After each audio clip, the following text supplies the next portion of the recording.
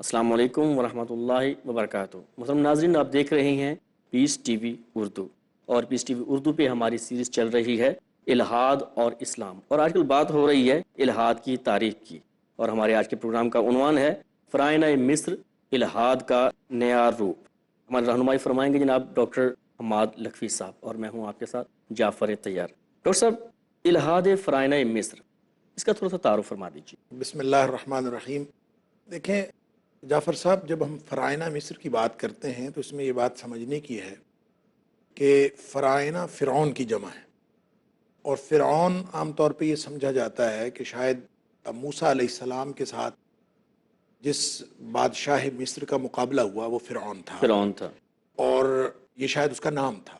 ایسا ہرگز نہیں تھا، بلکہ فرعون مصر کے بادشاہ کا لقب ہوا کرتا تھا، لقب تھا، نام نہیں تھا۔ نام نہیں تھا، اور حضرت موسیٰ علیہ السلام والا جو فرعون تھا اس کا نام مختلف ذکر کی جاتے ہیں۔ یہ ایسے ہی ہے جیسے حبشہ کا بادشاہ نجاشی کہلاتا تھا، جی بالکل، اور وہ بھی اس کا لقب تھا۔ نجاشی بھی لقب تھا۔ نجاشی بھی لقب تھا۔ نبی اکرم صلی اللہ علیہ وسلم کے دور میں جو نجاشی آیا ہے اس کا نام اسحمہ تھا، اور نجاشی اس کا لقب تھا، یعنی حبشہ کے سارے بادشاہ نجاشی ہوتے تھے، تو وہ نجاشی جو نبی کریم صلی اللہ علیہ وسلم کے دور میں تھا۔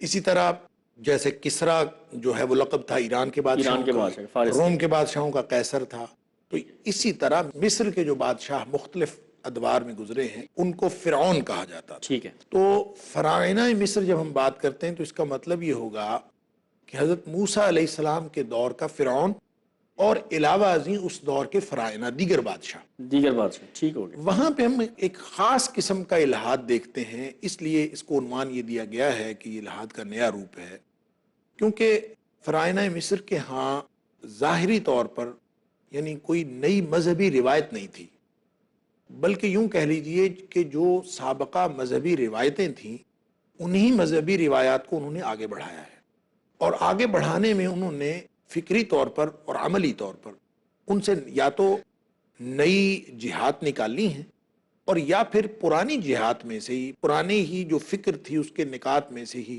کسی کو آگے بڑھایا ہے۔ تو یہ بہرحال اس کے اندر ایک بالکل جدت آئی ہے۔ فرائض مصر کی جو خاص باتیں ہیں ان کے الحاد کی، جیسے میں نے عرض کیا کہ کچھ چیزوں کو انہوں نے آگے بڑھایا پہلے سے موجود تھی۔ انسان پرستی، ابراہیم علیہ السلام کی قوم کے حوالے سے ذکر ہوا کہ ان کے ہاں انسان پرستی تھی، اور پہلی دفعہ حاکمیت انسان کا آغاز ہوا تھا، لیکن یہ انسانی الوہیت کا درجہ اختیار کر گئی فرائض مصر کے ہاں۔ بات وہی تھی، الوہیت کا درجہ، یعنی انسان کو الہ کا درجہ باقاعدہ دے دیا گیا۔ پہلے تو اس میں یوں سمجھ لیجئے کہ بالکل ایک تصوراتی ابتدا تھی، اور اپنی مملکت کی بنیاد پر، اپنی بادشاہت کی بنیاد پر لوگوں کو یہ ظام ہونے لگا تھا کہ ہم جو ہیں وہ خدا ہو سکتے ہیں، ہم حکمران ہو سکتے ہیں، ہماری حاکمیت ہو سکتی ہے۔ اب اس کا برملا اظہار ہونے لگا، میں ہی خدا ہوں، انا ربکم الاعلی، یعنی انسان کی الوہیت کا برملا اظہار جس طرح سے فرائض مصر کے ہاں ہمیں نظر آتا ہے، اس سے پہلے نہیں تھا۔ قرآن کہتا ہے کہ وہ کہتے تھے باقاعدہ ما علمت لکم من الہ غیری، یعنی وہ جو فرعون تھا حضرت موسیٰ علیہ السلام کے مقابلے میں، وہ یہ کہا کرتا تھا کہ میں تو اگر ادھر ادھر نگاہ دوڑاؤں تو پوری دنیا میں مجھے کوئی الہ نظر نہیں آتا تمہارا سوائے اپنے، تو یعنی میں ہی خدا ہوں، اور اس خدا کا اور سب سے اعلیٰ خدا۔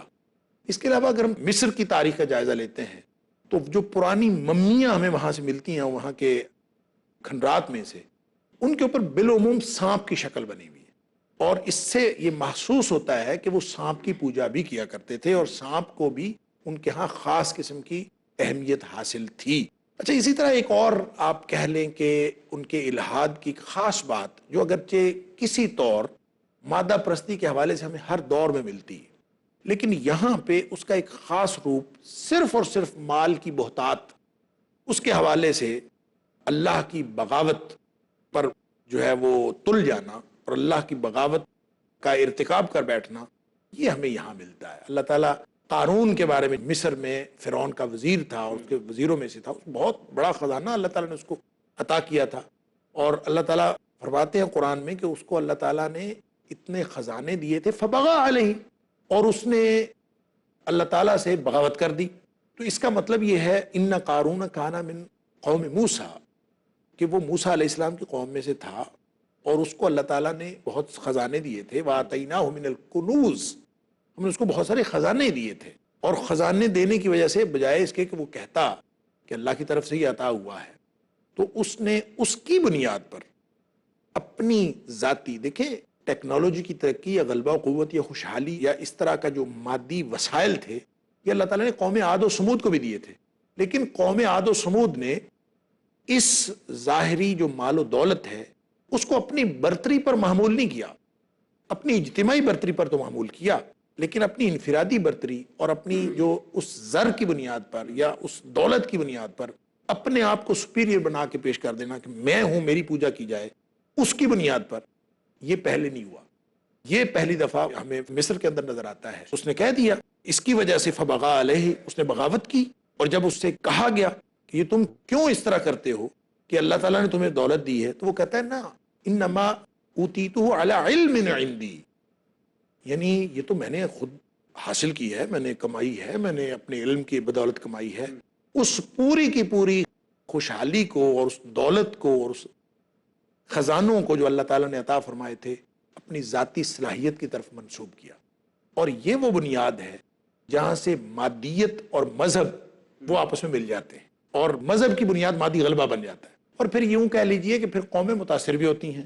مثلا ہم دور جدید میں دیکھتے ہیں کہ عیسائیت کا جو لادینیت کے ساتھ کمپرومائز ہے، وہ اس کی بات ہم تفصیل سے آگے جا کے بھی کریں گے، یہ جو تاریخی کمپرومائز ہے یہ بھی اسی کا نتیجہ ہے کہ ظاہری جو خوشحالی ہے یا مال و دولت کی ترقی ہے یا ٹیکنالوجی کی ترقی ہے، اس کی بنیاد مذہب کو بنا کے مذہب کو اس طرح سے مولڈ کر لینا، یعنی مال و دولت کو مذہب کی بنیاد بنا کے مذہب کو اس طرح سے مولڈ کر لینا کہ آپ اس ساری مالی ترقی سے فائدہ اٹھا سکیں اور اصل اس کو مطمع نظر بنا سکیں، اس کو مذہبی بنیادیں دے سکیں۔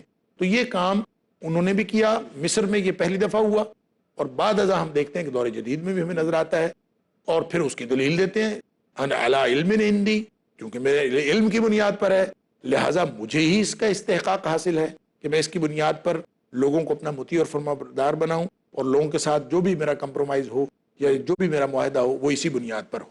ٹھیک ہے، فرعون مصر کے الحاد میں انسانی الوہیت، جانور پرستی اور مادیت پرستی یہ نئے روپ بن کے آئیں۔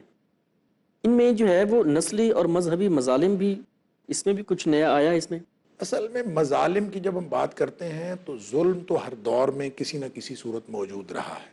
عاد و سمود بھی انسانیت پر ظلم کرتے تھے، قوم نوح کے جو بڑے تھے، جو عمراء تھے، وہ غریبوں کا خون چوستے تھے، لیکن یہ طبقاتی تقسیم معاشروں کے اندر ہمیشہ رہی ہے، اور اس میں جو غالب طبقہ ہوتا ہے یا مقتدر طبقہ ہوتا ہے وہ غریبوں کے اوپر یا ادنا جو لوگ ہوتے ہیں معاشرے کے ان کے اوپر ظلم کرتا ہے، یہ تو ہمیشہ سے رہا ہے۔ لیکن اس کو مذہبی بنیاد بنا لینا یا مذہبی بنیاد پر ظلم کرنا یا نسلی بنیاد پر ظلم کرنا یہ پہلی دفعہ ہوا، ان کے دور میں پہلی دفعہ یہ فرعون مصر کے یا مصر میں یہ پہلی دفعہ ہوا۔ اس کی وجہ یہ ہے کہ قرآن کہتا ہے یسومونکم سوء العذاب یذبحون ابناءکم ویستحیون نساءکم، بدترین عذاب تھا کہ بچوں کو قتل کر ڈالتے تھے، بچوں کو زندہ رکھتے تھے۔ اب کسی ایسے معاشرے میں جہاں آپ بالکل ایک غلامانہ قسم کی زندگی بسر کر رہے ہوں، وہاں بچیاں زندہ رہیں، یعنی آپ بچیوں کی حفاظت نہیں کر سکتے، وہ بھی ایک عذاب ہے۔ لڑکے جنہوں نے بڑے ہو کے حافظ بننا تھا وہ بچپن میں قتل کیے جا رہے ہیں، جو آپ کی قوت تھے اصل وہ ختم کیے جا رہے ہیں، یہ بھی عذاب تھا۔ یہ سب کچھ جو ہو رہا تھا یہ یا تو نسلی بنیاد پر ہو رہا تھا کہ قبطی جو مقامی آبادی تھی مصر کی، جو فرعون کی اور وہاں کی آبادی تھی، وہ نسل کشی کر رہے تھے بنی اسرائیل کی، جو بیچارے باہر سے آئے تھے، تو ان کی نسل کشی کی جا رہی تھی بنیادی طور پر۔ تو آپ یہ کہہ لیں کہ مظالم نئے نہیں تھے، مظالم کی بنیاد نہیں تھی، ایک تو اس کی بنیاد تھی نسل اور دوسرا تھا اس کی بنیاد مذہب۔ یعنی موسیٰ علیہ السلام نے جب ان کو ایک ابتدان جو مقاتلہ ہوا ہے اور انہوں نے قتل عام بچوں کا کیا ہے، اس کی بنیاد تو تھی نسل، کہ اس نسل میں سے کوئی بچہ پیدا نہ ہونا پائے۔ جب موسیٰ علیہ السلام نے بعد میں آ کے تعلیمات دی ہیں، موسیٰ علیہ السلام نے دین کی دعوت دینی شروع کی ہے، اور پھر آپ وہاں سے چلے گئے، نبوت ملی، 10 سال 12 سال بعد جب دوبارہ آئے ہیں فرعون کے دربار میں آ کے آپ نے دعوت دی ہے، تو اس موقع پر ونس اگین یعنی قرآن نے 2 دفعہ کہا ہے کہ ایک دفعہ پھر انہوں نے بچوں کو قتل کرنا شروع کر دیا تھا، اور اس کا ذکر ہے بنی اسرائیل نے باقاعدہ حضرت موسیٰ علیہ السلام سے اعتراض کیا، شکوہ کیا، اے موسیٰ علیہ السلام جب آپ تشریف نہیں لائے تھے تو پہلے بھی ہمیں اذیت دی گئی اور آپ سے پہلے بھی، اور پھر آپ کے آنے کے بعد اب پھر ہمیں وہی اذیت دی جا رہی ہے، یعنی ہماری نسل کشی کی جا رہی ہے۔ تو نسلی طور پر اور مذہبی طور پر مظالم کی ابتدا جو ہے وہ بھی پہلی دفعہ یہاں اس دور میں۔ ڈاکٹر صاحب، نسلی اور مذہبی مظالم کی ہماری بات چیت چل رہی ہے، لیکن وقت ہوا ہے یہاں پر ایک مختصر سے بریک کا۔ ناظرین ملتے ہیں ایک مختصر سے بریک کے بعد۔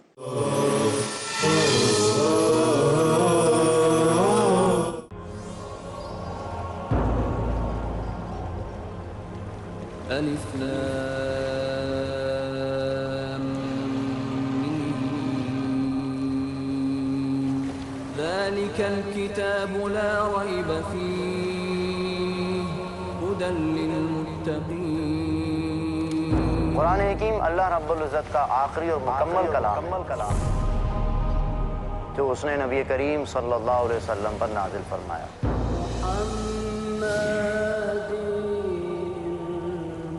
اللہ رب العزت نے بارہا اہل ایمان کو مخاطب فرما کر اپنے کلام میں اہم ہدایات عطا فرمائی ہیں۔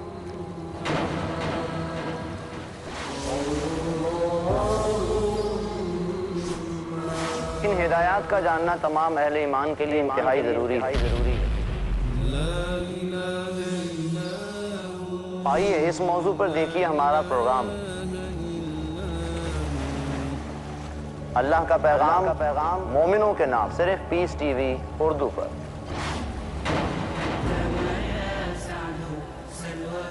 سمجھیے کیا ہیں وہ احکامات ہم پر لازم ہے جن کا احترام۔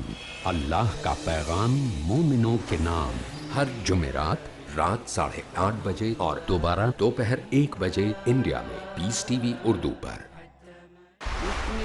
وہی مالک فرشتوں کا، جنوں کا، انسانوں کا، رسولوں کا، مفتی شکیل سیتاپوری سے جانیے تمام مخلوقات کا، ساری کائنات کا کیوں ضروری ہے صرف اور صرف اللہ کی عبادت۔ دیکھیے دین وحدت۔ کیوں ضروری ہے صرف اور صرف اللہ کی عبادت؟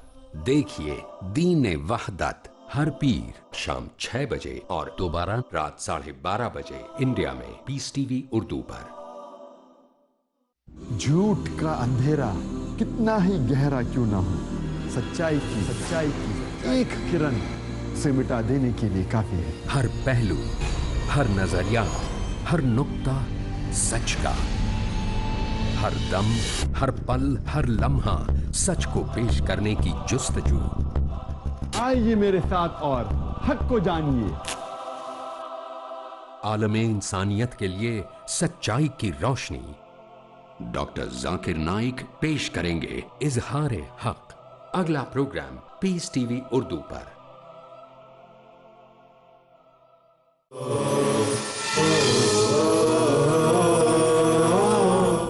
السلام علیکم ورحمۃ اللہ وبرکاتہ۔ الہاد اور اسلام کی سیریز الہاد کی تاریخ بیان ہو رہی ہے، اور موضوع چل رہا ہے فرائض مصر، الہاد کا نیا روپ۔ اور ڈاکٹر صاحب گفتگو فرما رہے تھے اس کے نسلی اور مذہبی مظالم کے بارے میں۔ اچھا جی، اصل میں بات ہم یہ کر رہے تھے کہ مظالم تو ہر دور میں رہے ہیں۔ اس مصر کے دور میں یا فرعونہ مصر کے دور میں کوئی نئے مظالم نہیں تھے، مظالم تو اسی طرح سے تھے، اور یہ خاص اس کا یوں کہہ لیجئے پہلو تھا بچوں کو قتل کرنے والا اور بچیوں کو زندہ رکھنے والا، لیکن اس کی بنیاد نہیں تھی۔ طبقاتی تقسیم تو پہلے سے رہی، نسلی بنیاد اور مذہبی بنیاد۔ موسیٰ علیہ السلام کی آمد سے قبل یہ بنیاد نسلی تھی، موسیٰ علیہ السلام کی آمد کے بعد یہ بنیاد مذہبی ہو گئی۔ ٹھیک ہے۔ اب اس کا مطلب یہ ہوا کہ انسانوں کے طبقات بنانا نسلی طور پر ہوں یا مذہبی طور پر ہوں، خوشحالی اور تنگ دستی کے اعتبار سے ہوں یا حکومت اور غیر حکومتی بات ہو، جس بھی طرح کی طبقاتی تقسیم کرنے کے بعد دوسرے کے اوپر مظالم کا سلسلہ روا رکھا جائے گا اور جاری کیا جائے گا، یہ الہاد کا سب سے بڑا مظہر ہے۔ دیکھیں نبی کریم صلی اللہ علیہ وسلم نے جو تعلیم ہمیں دی ہے، ہر قسم کی گروہ بندی کو ختم کر دیا، یعنی گروہ بندی ہے ہی غلط۔ لیس منا من دعا الی العصبیہ، نبی کریم صلی اللہ علیہ وسلم فرماتے ہیں جس نے گروہ بندی کی طرف یا طبقاتی نظام کی طرف بلایا ہم میں سے ہے ہی نہیں. ایک صحابی پوچھتا ہے اللہ کے رسول صلی اللہ علیہ وسلم مل عصبی ہے، گروہ بندی ہے کیا؟ یعنی کس طرح طبقات بنتے ہیں؟ نبی کریم صلی اللہ علیہ وسلم فرمایا ان تعین قومک علی الظلم.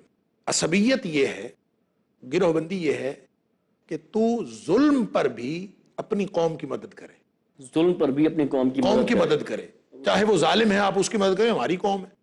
تو یہ قبطی بنی اسرائیلیوں کا قتل کر رہے تھے، تو یہ عصبیت تھی، مذہبی عصبیت، نسلی عصبیت، طبقاتی جو دیگر طبقاتی عصبیت تھی وہ تو پہلے سے موجود تھی.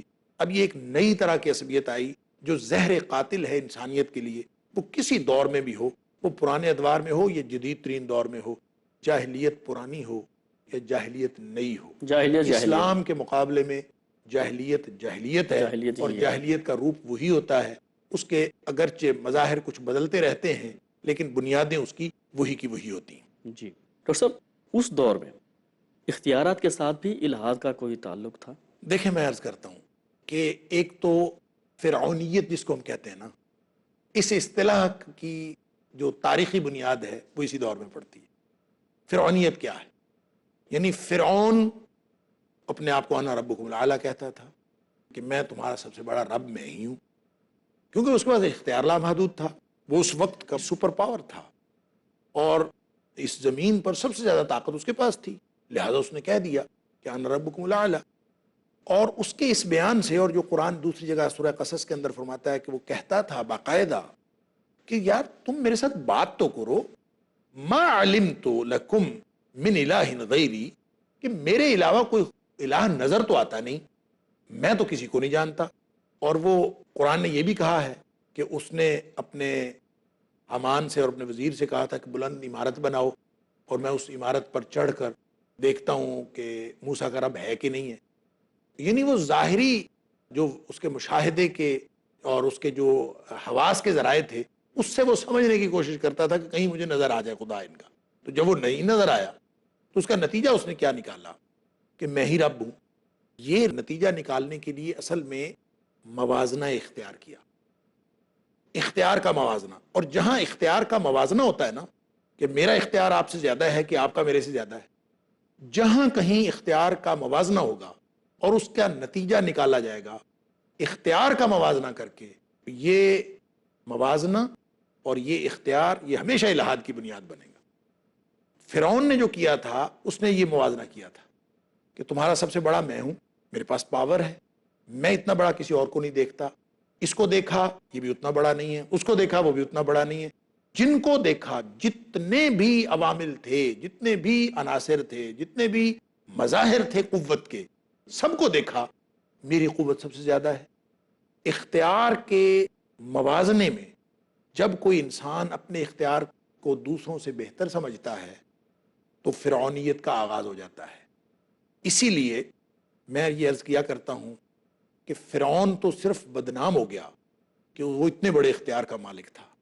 ہر انسان فرعون ہے، اور ہر انسان فرعون ہے اگر وہ ادنا ترین بھی اختیار رکھتا ہے اور اس کا ناجائز استعمال کرتا نہیں. ناجائز استعمال اور جائز استعمال کی بات نہیں ہے. ادنا ترین اختیار کو بھی جب وہ دوسروں کے ساتھ اپنے موازنہ کرنے کے بعد اپنے آپ کو دوسروں سے بہتر قرار دیتا ہے اس اختیار کی بنیاد پر، تو یہ فرعونیت ہے. فرعونیت ہے. اس لیے ہر شخص فرعون ہے، اور اپنی کرسی پہ بیٹھا ایک کلرک بھی فرعون ہے، اور اپنے اختیار کو استعمال کرتا ہوا ایک گیٹ کیپر بھی فرعون ہوتا ہے. یہ اصل میں ایک سوچ ڈیویلپ ہوئی ہے، اور اس سوچ کی بنیاد ہمیں تاریخی طور پر مصر میں ملتی ہے کہ پہلے اختیار کا موازنہ کرو، اس کا اختیار کتنا ہے، میرا اختیار کتنا ہے، پھر موازنہ کرنے کے بعد اپنے آپ کو جب بہتر پاؤ تو پھر اب فرعونیت کا اعلان کر دو. میں اپنی سیٹ. اب دیکھیں اب کسی شخص کے پاس جاتے ہیں تو وہ شخص اپنی اختیار کی وجہ سے جو رویہ باقی انسانوں کے ساتھ رکھتا ہے اس سے الوہیت اور فرعونیت کا اظہار ہوتا ہے. اگر کوئی شخص اللہ کی وحدانیت کو مانتا ہے اور اللہ کی الوہیت کو مانتا ہے اور اللہ کی عبدیت کے نظام کے ساتھ منسلک ہے، وہ جتنے بڑے اختیار پر جائے گا وہ اپنے آپ کو مسئول سمجھے گا، اور وہ اپنے آپ کو اس امتحان میں مبتلا پائے گا، اور اس کی وجہ سے وہ اپنے آپ کو مسئولیت کے لیے اور زیادہ تیار کرے گا. جبکہ جو شخص اس موازنہ اختیار کے ذریعے سے اپنا انالیسس کرتا ہے تو پھر وہ ہمیشہ فرعونیت میں مبتلا ہوگا، وہ چاہے ادنا درجے کی فرعونیت ہو چاہے بڑے درجے کی فرعونیت ہو۔ دیکھیں ہم آج کے دور میں جب ہم کرپشن دیکھتے ہیں ہر جگہ، تو میں تو اپنے بچوں سے کہا کرتا ہوں، اپنے اسٹوڈنٹ سے، کہ دیکھیں ہم سب جو ہے کرپٹ ہیں، فرق صرف اتنا ہے کہ ہماری کرپشن کا دائرہ ہمارے اپنے اختیار کے ساتھ اختیارات محدود ہے۔ ہمارے پاس اختیار کیا ہوتا ہے کہ ہم جو اسکولوں کالجوں میں یونیورسٹیوں میں پڑھانے والے ہیں، ہم صرف اختیار یہ رکھتے ہیں ہم نہ پڑھائیں، ہم بغیر پڑھائے تنخواہ لے لیں۔ ہماری کرپشن یہ ہے، ہماری فرعونیت یہ ہے، ہمارے ہاتھ میں حاضری کا اختیار آتا ہے، ہمارے ہاتھ میں بچوں کو پاس کرنے کا اختیار آتا ہے، ہم یہ استعمال کرتے ہیں۔ بچوں کے پاس یہ اختیار ہوتا ہے کہ وہ بنک کر لیں، کلاس بنک کر لیں، وہ حاضری غلط لگوا لیں، وہ آئے بغیر پاس ہونے کی کوشش کریں، پڑھے بغیر پاس ہونے کی کوشش کریں، وہ دیگر ذرائع انفیئر مینز یوز کریں۔ یہ کرپشن ہے۔ انہوں نے کوئی لاکھوں کروڑوں کے قرضے تھوڑی معاف کرانے ہوتے ہیں۔ تو اصل مسئلہ یہ ہے کہ فرعونیت کا اپنا اپنا لیول ہے، فرعونیت کی اپنی اپنی سطح ہے، لہٰذا ایک ادنا درجے کا اختیار رکھنے والا بھی اگر اس نظام فکر کے ساتھ منسلک ہوگا تو وہ فرعون ہوگا۔ میں اصل میں یہ کہہ رہا ہوں، یہ سمجھنے کی کوشش کر رہے ہیں ہم کہ مصر کی تاریخ ہمیں یہ بتاتی ہے، اور فرائنہ مصر سے جو ہمیں الہاد کا نیا روپ سمجھ میں آیا وہ یہ ہے کہ ادنا ترین اختیار رکھنے والا بھی اگر اس منہج فکر کو اپناتا ہے تو وہ فرعون ہی ثابت ہوگا، چاہے وہ دوسروں کے مقابلے میں اوورآل کوئی اختیار نہ رکھتا ہو، لیکن اس اپنے دائرے میں اس اختیار کو اگر استعمال اس سوچ کے مطابق کرتا ہے تو وہ فرعون ہے۔ غالباً یہی وجہ تھی صحابہ کرام رضوان اللہ علیہم اجمعین اس قسم کی مسئولیت لینے سے، اختیارات لینے سے جس طرح گریز کرتے تھے۔ دیکھیں گریز کرنا یہ تو شرعی تقاضا ہے۔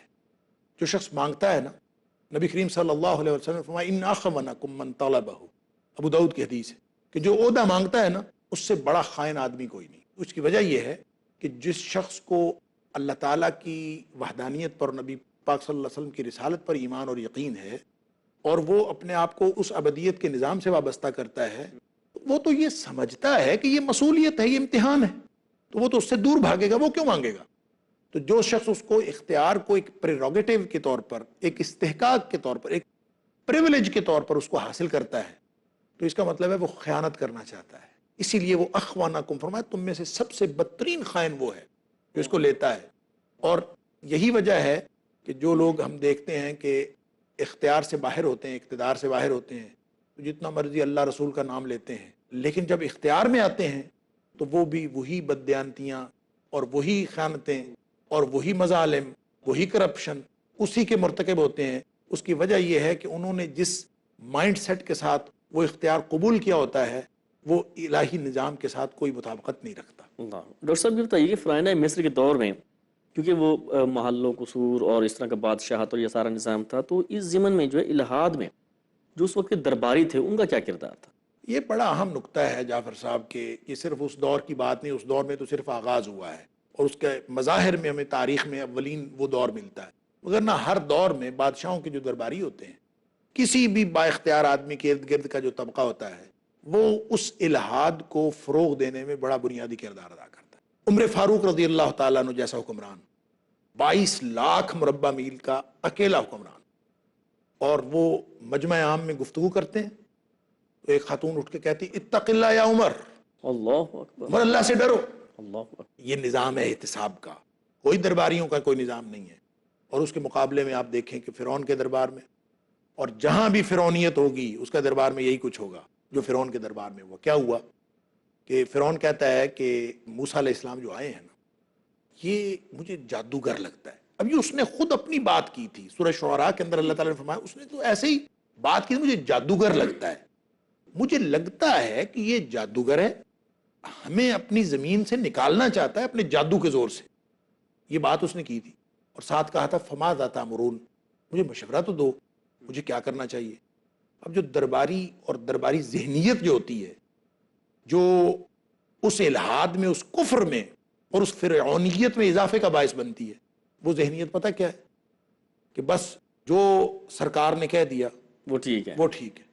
اور سرکار نے جب کہا کہ یہ جادوگر ہے، انہوں نے کہا بالکل یہ جادوگر ہے۔ قالوا ارجہ واخاہ وابعث فی المدائن حاشرین، ایسے کرو، ہے تو جادوگر، یعنی اس میں دوسری رائے کوئی نہیں، کسی نے کوئی رائے نہیں دی अक्ल व शऊर का कोई तकाजा सामने नहीं रखा, अपने मनसबी जिम्मेदारी कोई जो है अदा नहीं की, बल्कि फौरन जनाब जो शाह ने कहा बस उसको सलाम, जी हुजूरी। ये जो दरबारियों का रवैया, उन्होंने फौरन कहा जी ये लगता है तो जादूगर, आपने जो कहा बिल्कुल ठीक। मैं इसको कंक्लूड करता हूँ कि देखिए ये जो दरबारियों का सिलसिला है, इस सिलसिले में किसी शायर ने कहा है कि लगा के आग शहर को, ये बादशाह ने कहा, उठा है दिल में तमाशे का आज शौक बहुत, उठा है दिल में तमाशे का आज शौक बहुत, झुका के सर को सभी शाह परस्त बोल उठे, हुजूर शौक सलामत रहे शहर और बहुत। तो ये दरबारियों का ये रवैया होता है जो ज़मीन में सिवाय फसाद के और कुछ नहीं फैलाता, और यही रवैया ऐसे बादशाहों की तकवीयत का बायस बनता है। हमारे आज के प्रोग्राम का वक्त मुकम्मल हुआ चाहता है और इंशाअल्लाह हम इस सिलसिले को आगे बढ़ाएंगे। इलाहाद की तारीफ मज़ीद आगे चलेगी और हम मुस्तकिल जो है बदस्तूर डॉक्टर मोहम्मद हमाद लखवी साहब से रहनुमाई हासिल करते रहेंगे। अस्सलामु अलैकुम व रहमतुल्लाहि व बरकातहू।